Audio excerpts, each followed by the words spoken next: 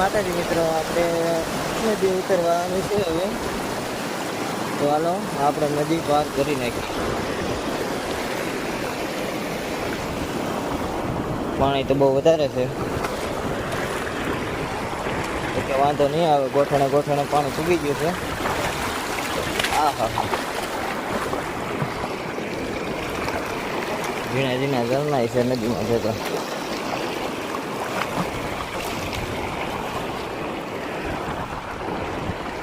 આપણે ઓલા પણ છે ઉતરવાનું મિત્ર, એકવાર આપણે ઉતરી ગયા છે, બીજી વાર હવે ઉતરી જઈએ.